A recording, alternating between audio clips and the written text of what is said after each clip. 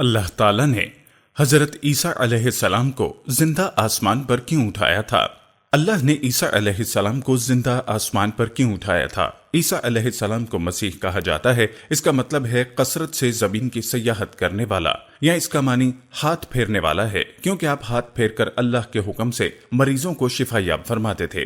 آپ کی پیدائش اللہ تعالیٰ کا ایک بہت عظیم معجزہ ہے۔ اللہ تعالیٰ سورہ مریم آیت نمبر 16 سے 23 میں فرماتے ہیں، اس کتاب میں مریم کا بھی واقعہ بیان کیجیے، جبکہ وہ اپنے گھر کے افراد سے الگ ہو کر ایک شرقی مکان میں آئی اور ان لوگوں کی طرف سے پردہ کر لیا۔ پھر ہم نے اپنی روح کو ان کے پاس بھیجا، پس وہ ان کے سامنے پورا آدمی بن کر ظاہر ہوا۔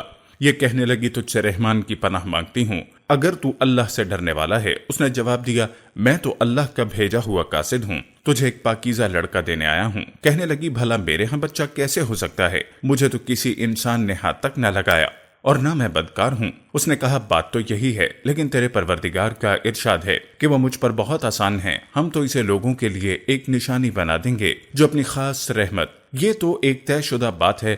پس وہ حمل سے ہو گئیں اور اسی وجہ سے وہ یکسو ہو کر ایک دور کی جگہ چلی گئیں۔ پھر دردزا اسے کھجور کے تنے کے نیچے لے آیا اور بے ساختہ منہ سے نکل گیا کہ کاش میں اس سے پہلے ہی مر گئی ہوتی اور لوگوں کی یاد سے بھولی بسری ہو جاتی۔ سیدہ مریم بہت عبادت گزار تھی، انہوں نے اپنے اور لوگوں کے درمیان آڑ بنا لی تھی۔ انہیں کھانا بھی پردے کے پیچھے سے پکڑایا جاتا۔ اللہ تعالیٰ کی طرف سے بھی انہیں ایک خاص رزق مل رہا تھا۔ اس حالت میں جبرائیل علیہ السلام ان کے پاس آئے، انہوں نے ان کے گریبان میں اللہ کے حکم سے پھونک ماری، اس سے انہیں حمل ٹھہر گیا۔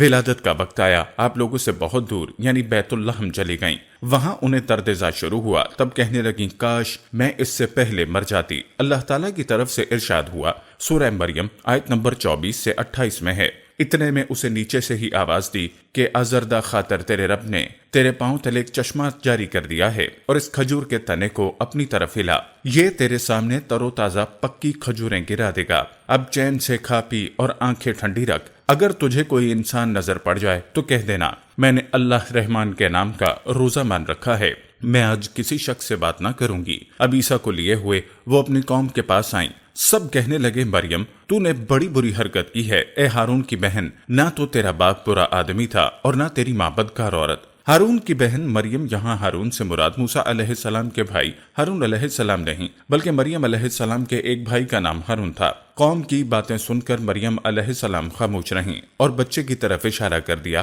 کہ اس سے بات کر لو۔ وہ کہنے لگے، بھلا گود کا بچہ کیسے بات کر سکتا ہے؟ سورہ مریم آیت نمبر 29 میں ہے، مریم نے اپنے بچے کی طرف اشارہ کیا۔ سب کہنے لگے، لو بھلا ہم گود کے بچے سے کیسے بات کریں؟ اس وقت عظیم معجزہ رونما ہوا۔ سورہ مریم آیت نمبر 30 سے 33 میں ہے، بچہ بول اٹھا، میں اللہ تعالیٰ کا بندہ ہوں، اس نے مجھے کتاب عطا فرمائی اور مجھے اپنا پیغمبر بنایا اور اس نے مجھے بابرکت کیا جہاں بھی میں ہوں، اور اس نے مجھے نماز اور زکوٰۃ کا حکم دیا ہے جب تک بھی میں زندہ ہوں، اور اس نے مجھے اپنی والدہ کا خدمت گزار بنایا ہے اور مجھے سرکش اور بدبخت نہیں کیا، اور مجھ پر میری پیدائش کے دن اور میری موت کے دن اور جس دن کہ میں دوبارہ زندہ کھڑا کیا جاؤں گا سلام ہی سلام ہے۔ اللہ تعالیٰ نے عیسیٰ علیہ السلام کی اس گفتگو کے بعد فرمایا، یہ ہے صحیح واقعہ عیسیٰ ابن مریم کا، یہی وہ حق بات ہے جس میں لوگ شک و شبہ میں مبتلا ہیں۔ اللہ تعالیٰ کے لیے اولاد کا ہونا لائق نہیں، وہ تو بالکل پاک ذات ہے۔ وہ تو جب کسی کام کے سر انجام دینے کا ارادہ کرتا ہے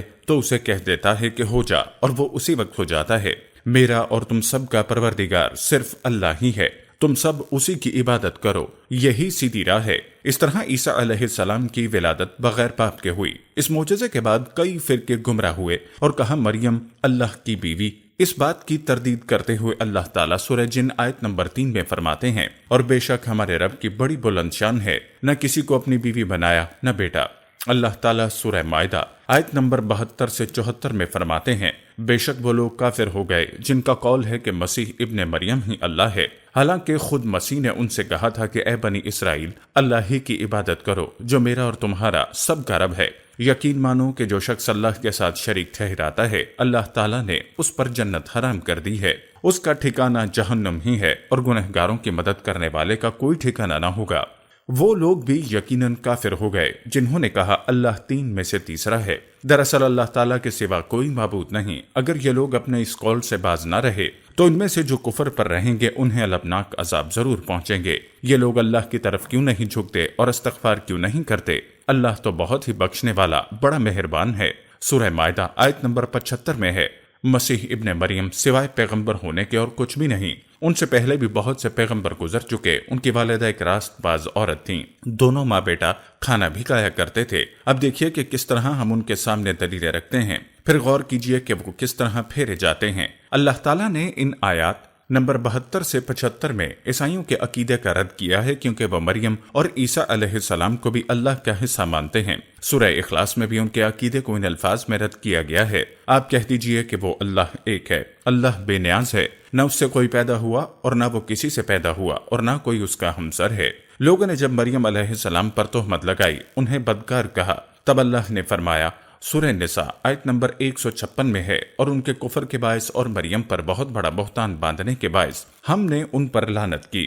اس طرح سورہ آل عمران آیت نمبر 59 میں اللہ تعالیٰ فرماتے ہیں، اللہ کے نزدیک عیسیٰ کی مثال ہو بہو آدم کی مثال ہے، جسے مٹی سے پیدا کر کے کہہ دیا کہ ہو جا، پس وہ ہو گیا۔ عیسائیوں کا عیسیٰ اور مریم علیہ السلام کے بارے میں یہ بہت بڑا جھوٹ ہے کہ عیسیٰ علیہ السلام اللہ کے بیٹے اور مریم اللہ کی بیوی ہیں۔ اللہ تعالیٰ سورہ مریم آیت نمبر 88 سے 95 میں فرماتے ہیں، ان کا قول تو یہ ہے کہ اللہ رحمان نے اولاد اختیار کی ہے، یقیناً تم بہت بری اور بھاری چیز لائے ہو۔ قریب ہے کہ اس بہتان کی وجہ سے آسمان پھٹ جائیں اور زمین شک ہو جائے اور پہاڑ ریزہ ریزہ ہو جائیں اور وہ رحمان کی اولاد ثابت کرنے بیٹھے۔ رحمان کے لائق نہیں کہ وہ اولاد رکھے۔ آسمانوں اور زمین میں جو کچھ بھی ہے یہ سب اللہ کے غلام بن کر ہی آنے والے ہیں۔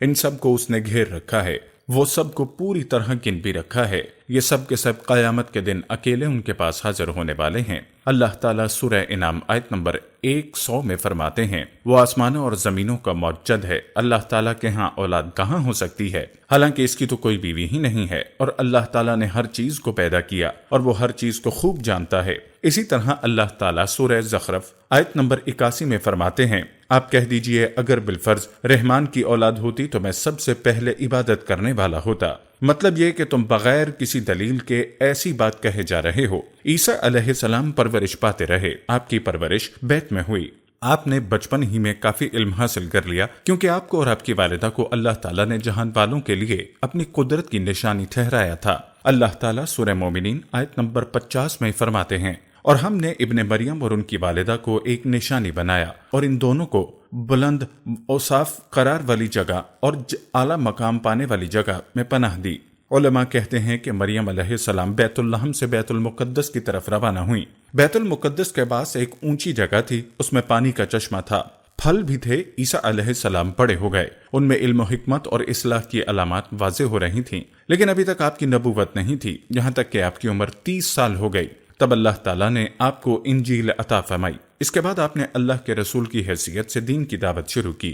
اللہ تعالیٰ سورہ مائدہ آیت نمبر 46 میں فرماتے ہیں، اور ہم نے ان کے پیچھے عیسیٰ ابن مریم کو بھیجا جو اپنے سے پہلے کی کتاب تورات کی تصدیق کرنے والے تھے، اور ہم نے انہیں انجیل عطا فرمائی جس میں نور اور ہدایت تھی۔ وہ اپنے سے پہلے کتابوں کی تصدیق کرتی اور پرہیزگار لوگوں کے لیے سراسر ہدایت اور نصیحت تھی۔ اکثر مفسرین کا اس پر اتفاق ہے کہ عیسیٰ علیہ السلام کو 30 سال کی عمر میں انجیل عطا کی گئی، ساتھ ہی اللہ تعالیٰ نے انہیں عظیم معجزات عطا فرمائے۔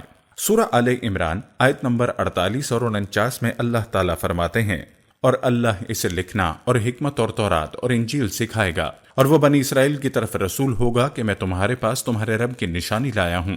میں تمہارے لیے پرندوں کی شکل کی طرح مٹی کا پرندہ بناتا ہوں، پھر اس میں پھونک مارتا ہوں تو وہ اللہ کے حکم سے پرندہ بن جاتا ہے، اور اللہ کے حکم سے میں مادرزاد اندھے کو اور کوڑی کو اچھا کر دیتا ہوں اور مردے کو جلا دیتا ہوں، اور جو کچھ تم کھاؤ اور جو اپنے گھروں میں ذخیرہ کرو میں تمہیں بتا دیتا ہوں۔ اس میں تمہارے لیے بہت بڑی نشانی ہے اگر تم ایماندار ہو۔ اس طرح عیسیٰ علیہ السلام بنی اسرائیل کی طرف مبعوث ہوئے۔ تمام نبی کسی خاص قوم کی طرف مبعوث ہوئے ہیں، جبکہ نبی اکرم صلی اللہ علیہ وسلم تمام انسانوں اور جنوں کے لیے رسول بنا کر بھیجے گئے۔ یہ آپ کی خصوصیات میں سے ایک امتیازی خصوصیت ہے۔ اللہ تعالیٰ نے عیسیٰ ابن مریم علیہ السلام کو عظیم معجزات عطا فرمائے۔ پیدائشی اندھا بینا ہو جائے، کوڑی کا کوڑ دور ہو جائے، پس والے کے جسم پہ ہاتھ پھیر دیتے تو اس کا پس ختم ہو جاتا، مٹی کے پرندے بنا کر پھونک مارتے تو وہ اڑنے لگتے، لیکن سب سے بڑا معجزہ اللہ تعالیٰ نے آپ کو یہ عطا فرمایا کہ آپ نے اللہ کے حکم سے مردوں کو زندہ کیا۔ سورہ آل عمران آیت نمبر 50 سے 51 میں ہے، اور میں تورات کی تصدیق کرنے والا ہوں اور جو مجھ سے پہلے ہیں اس لیے آیا ہوں کہ تم پر بعض وہ چیزیں حلال کر دوں جو تم پر حرام کر دی گئیں، اور میں تمہارے پاس تمہارے رب کی نشانیاں لایا ہوں، اس لیے تم اللہ سے ڈرو اور میری فرما برداری کرو، یقین مانو کہ میرا اور تمہارا رب اللہ ہی ہے، تم سب اسی کی عبادت کرو، یہی سیدھی راہ ہے۔ لوگوں نے تمام نشانیاں دیکھیں لیکن پھر بھی کفر پر ڈٹے رہے، عیسیٰ علیہ السلام کی تکذیب کرتے رہے۔ اللہ تعالیٰ سورہ آل عمران آیت نمبر 52 میں فرماتے ہیں، مگر جب عیسیٰ نے ان کا کفر محسوس کر لیا تو کہنے لگے، اللہ کی راہ میں میری مدد کرنے والا کون ہے؟ حواریوں نے جواب دیا، ہم اللہ کی راہ کے مددگار ہیں، ہم اللہ پر ایمان لائے اور اب گواہ رہیے کہ ہم تابعدار ہیں۔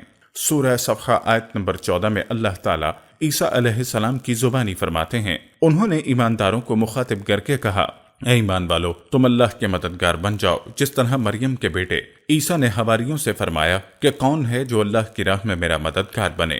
حواریوں نے کہا کہ ہم اللہ کی راہ میں مددگار ہیں۔ بنی اسرائیل میں سے ایک جماعت تو اسلام لے آئی اور ایک جماعت نے کفر کیا، تو ہم نے مومنوں کی ان دشمنوں کے مقابلے میں مدد فرمائی، پس وہ غالب آ گئے۔ اس کے بعد میں اللہ تعالیٰ نے 3 عیسوی کو یہودیوں کے مذہب پر غالب کر دیا۔ جب لوگوں نے کفر کیا اس وقت صرف حواری آپ پر ایمان لائے، اس وقت ان کی تعداد صرف 12 تھی۔ بعد میں اللہ تعالیٰ نے دین عیسوی کو مکمل طور پر غلبہ عطا کر دیا۔ حواری ایمان ضرور لائے لیکن ان میں کسی قدر تردد تھا۔ اللہ تعالیٰ سورہ مائدہ آیت نمبر 111 سے 115 میں فرماتے ہیں، اور جب میں نے حواریوں کو حکم دیا کہ تم مجھ پر اور میرے رسول پر ایمان لاؤ، انہوں نے کہا ہم ایمان لائے، آپ گواہ رہیے کہ ہم پورے فرما بردار ہیں۔ وہ وقت یاد کے قابل ہے جب حواریوں نے عرض کیا کہ اے عیسیٰ ابن مریم، کیا آپ کا رب ایسا کر سکتا ہے کہ ہم پر آسمان سے ایک خوان نازل فرما دے؟ آپ نے کہا اللہ سے ڈرو اگر تم ایماندار ہو۔ وہ بولے ہم یہ چاہتے ہیں کہ اس میں سے کھائیں اور ہمارے دلوں کو پورا اطمینان ہو جائے اور ہمارا یہ یقین اور بڑھ جائے کہ آپ نے ہم سے سچ بولا اور ہم گواہی دینے والوں میں سے ہو جائیں۔ عیسیٰ ابن مریم نے دعا کی کہ اے اللہ، اے ہمارے پروردگار، ہم پر آسمان سے کھانا نازل فرما، وہ ہمارے لیے یعنی ہم میں جو اول ہیں اور جو بعد ہیں سب کے لیے خوشی کی بات ہو جائے اور تیری طرف سے ایک نشان ہو جائے، اور تو ہم کو رزق عطا فرما اور تو سب عطا کرنے والوں سے اچھا ہے۔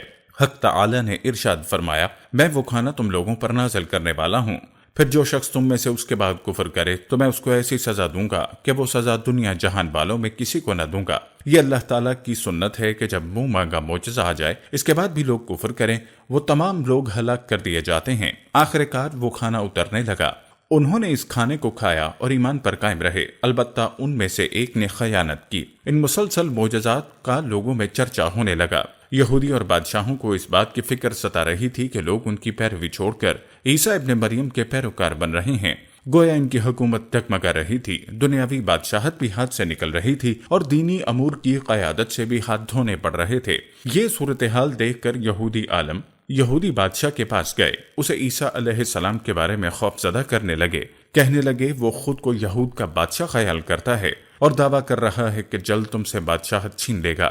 بادشاہ کو اپنی حکومت کی پڑ گئی، اس نے حکم دیا کہ اسے سولی پر چڑھا دو۔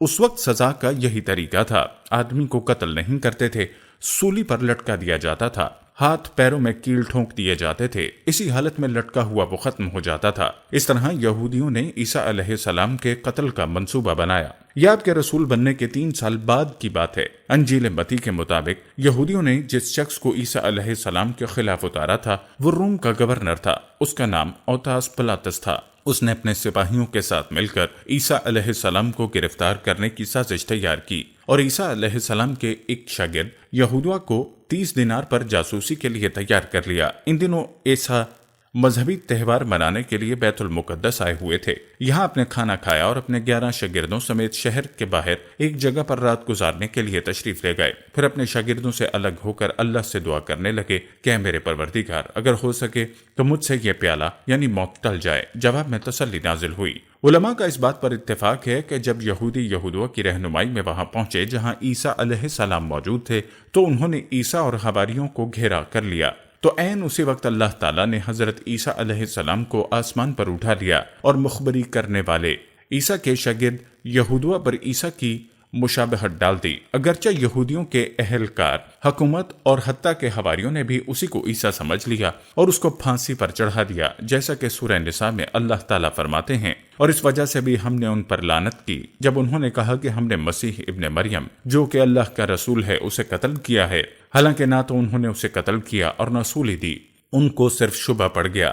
جو لوگ اس میں اختلاف کر رہے ہیں وہ خود شک میں ہیں، ان کو حقیقت حال کا کچھ علم نہیں، محض ظن کے پیچھے لگے ہوئے ہیں، اور یہ بات یقینی ہے کہ انہوں نے عیسیٰ کو قتل نہیں کیا تھا بلکہ اللہ نے اس کو اپنی طرف اٹھا لیا تھا، اور اللہ بہت زوراور اور بہت حکمت والا ہے۔ عیسیٰ اور یہودی اس بات پر متفق تھے کہ یہودیوں نے عیسیٰ کو سولی پر لٹکا دیا، لیکن ان میں تھوڑا اختلاف تھا۔ یہودی کہتے تھے کہ وہ قتل ہو گئے، جبکہ عیسائی کہتے تھے کہ وہ 3 دن مردہ رہنے کے بعد، زندہ ہونے کے بعد آسمان پر چلے گئے۔ اللہ تعالیٰ نے ان دونوں گروہوں کی درستگی کرتے ہوئے فرمایا کہ در حقیقت یہ لوگ عیسیٰ کو گرفتار نہ کر سکے تھے۔ بہرحال عیسیٰ علیہ السلام کے آسمان پر اٹھائے جانے کے بعد یہود غالب آ گئے اور دین عیسوی کی اشاعت پر پابندی لگا دی گئی، البتہ خفیہ طور پر لوگ اس دین سے آگاہی حاصل کرتے رہے اور یہ سلسلہ 240 سال تک یوں ہی چلتا رہا۔